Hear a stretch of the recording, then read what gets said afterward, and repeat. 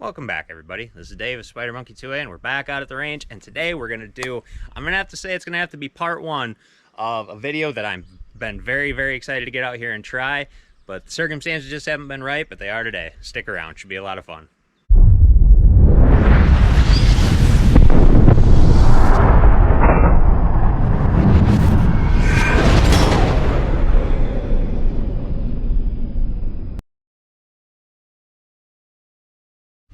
Okay, like I said, this one has been one that I've been waiting to do for a long time. It's one that I'm asked repeatedly, and I keep telling people, wait for the video, but I've been making you wait long enough. Today we're going to get it done.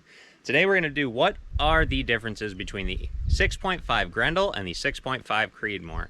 I'm excited on this one. So guys, we got this as dead nuts as we can for these tests.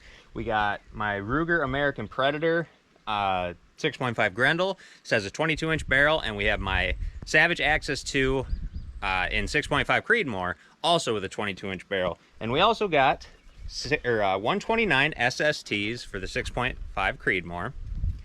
And did I say 129? 129, yes. And 129 SST Hornadies for our 6.5 Grendel. So guys, this is as dead nuts as it can be. I'm trying to take everything out of the equation so that we can show the difference of this. But today, I'm not sure we're going to see much of a difference. So the reasoning I'm saying we're not going to see much of a difference is the range that we're doing these tests at. We are going to line up some water jugs at 100 yards and see if there's much difference, and then we're going to line them up at about 180 yards. Because the scopes that I have on these rifles, I'm not confident in myself that I'm going to make the longer range shots as far as maybe 300 or out. And that's where I think we're going to see the differences between these two, honestly, because I think within 300 yards, they're going to be pretty similar on the tests that we do. I have written down some things because, frankly, guys, I can't remember all these. But I'm going to show you the two first. This is the 6.5 Creedmoor. This is the 6.5 Grendel. The guy she told you not to worry about. All right, guys, so my talking points that I wrote down. Similarities, other than the same diameter, that's about it. They were built to accomplish different tasks, guys. But first off, the 6.5 Creedmoor was built to go into an AR-10 platform, and the 6.5 Grendel was meant to stay in that AR-15 platform, but designed to have better stopping power or knockdown power. It exists. Don't tell me it doesn't.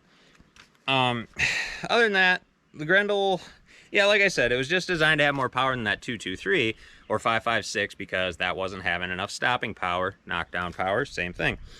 Creedmoor is more for competition with the 308. It's designed to be that flatter shooter, less recoil, and to not have to compete with that wind drift going side to side. You know, it's supposed to be more aerodynamic. And I know I'm going to be wrong on some of these, and some of them I'm just going to end up leaving out. Please correct me in the comments below or throw in your input as well. Sorry about the traffic going by, guys. 4th of July weekend, there's a lot of it. Let's see. As far as max length, we got the 2.825 inches for the AR-15 with the Grendel. It has a 0.441 inch rim. Creedmoor has a 0.473 inch rim. And the Creedmoor generally has about 8 to 11 inches less drop at 500 yards. So like I said, guys, that Creedmoor is designed to go out way further than the Grendel is and still be far superior as far as ballistically. I have taken whitetail with both of these.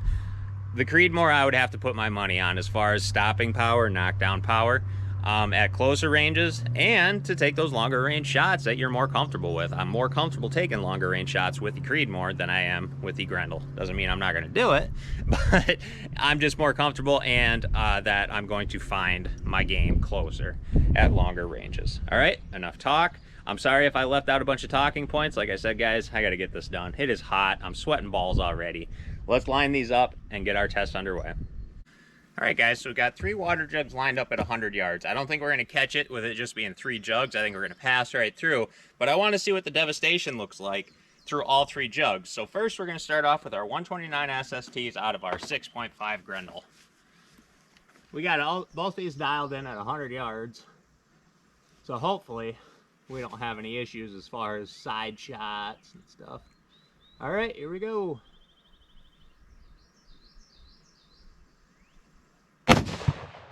Oh yeah, all 3 are down. Let's go take a look.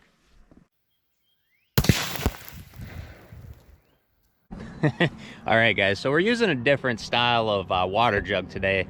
We had a good friend of the channel, thank you Jeffrey, for donating empty jugs to the channel. We have these Arizona Arnie Palmer tea ones.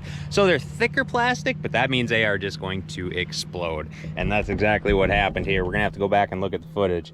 But yeah, I mean, I couldn't even tell you which ones are the first and second jugs there. But then we had our regular gallon milk jug on the very back, which by the time it got to the back, we were sitting pretty small as far as devastation going through our third. But we still had good devastation. So let's set up the 6.5 Creedmoor and see if we have similar or way more devastating.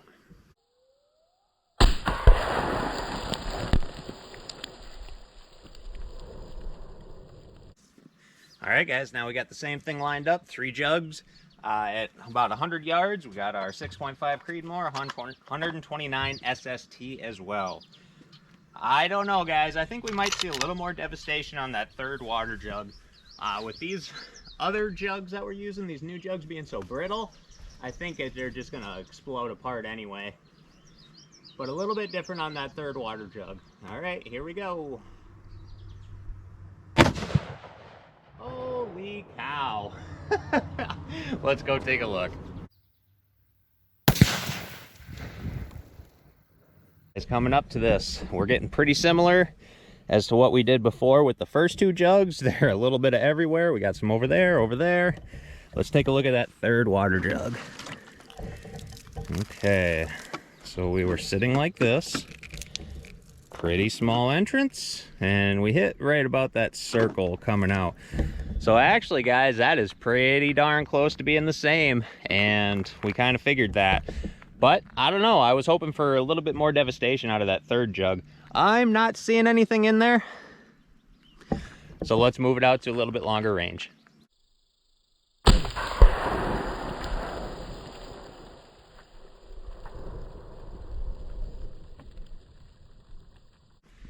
All right, guys, we're at about 180 yards, and I don't know if this is going to be long enough, but for the scopes that we have on these rifles right now, this is about as far as I'm going to go. I don't have enough water jugs out here to mess this up and do it again. So we got 3 lined up again. 2 with the Arnold Palmers, and then the last one's a regular milk jug. So hopefully it works. All right, 6.5 Creedmoor.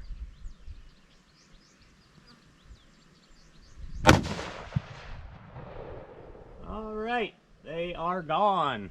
Let's go take a look.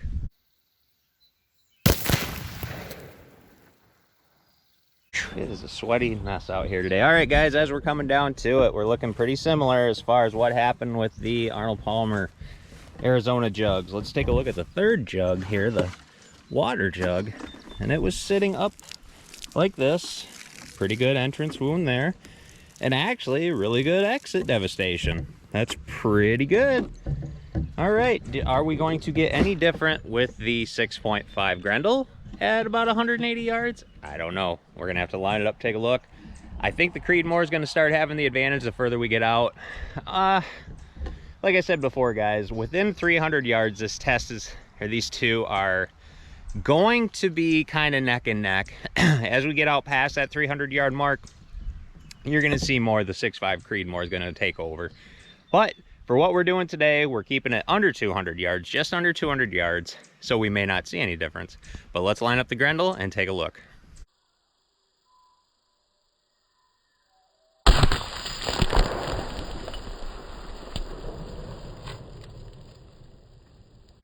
All right, guys, we're lined up with the same shot at about 180 yards. 3 water jugs. We got the 2 Arizonas and the 1 regular milk jug. So hopefully we see some sort of difference here. I'm not sure. At 180 yards, we might still see the same. I'm hoping for different, though. All right, gotta get steady here.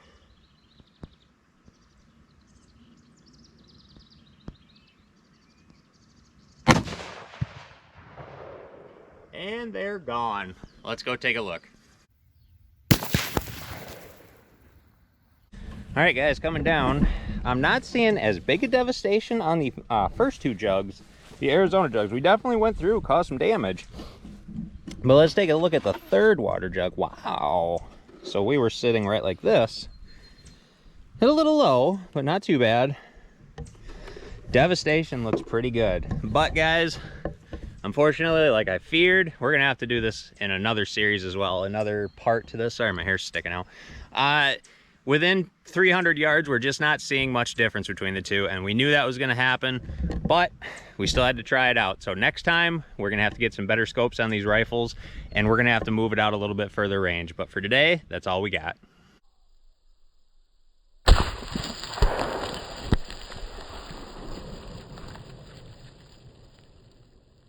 Whew. All right, everybody, there you have it. I'm tired of running back and forth. I'm exhausted. I'm sweaty. I'm just soaked right now. But happy 4th of July weekend to everybody. Stay safe. What are you guys' thoughts? As far as our first round of testing, I thought I would see a little bit of difference at about 180 yards. I thought the Creedmoor was going to start pulling away with it, but nothing we do is scientific on this channel, guys. We'll get it going out a little bit further. Like I said, we got to put the better scopes on these rifles so that we can get these done efficiently. This ammo's not cheap, it's hard to find, and frankly, I'm tired of blowing up water jugs and picking up the pieces.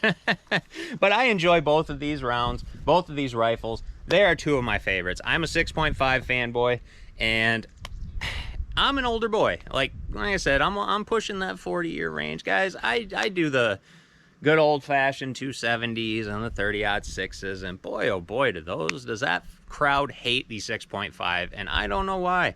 There's room for everything. Everything's got a different design that it's meant to do. But these 6.5s were popular in Europe for about a century, guys. There's something going on with them that they're doing right. Just because they're getting a little bit more popular in the States doesn't mean there's not room for everything else. What are you guys' thoughts? I love them. I'm going to continue to use them. And frankly, I love doing tests with them too. All right, everybody, there you have it. This is Dave of Spider Monkey 2A. Give us a like, maybe share this video. Hope you subscribe. If not, thanks for stopping by.